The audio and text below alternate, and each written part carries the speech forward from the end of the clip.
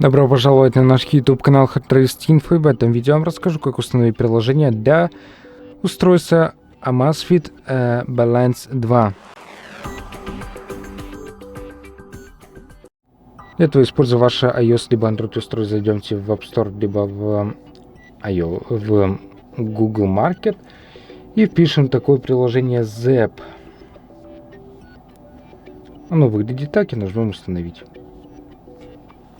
И подождем, пока это приложение у нас установится.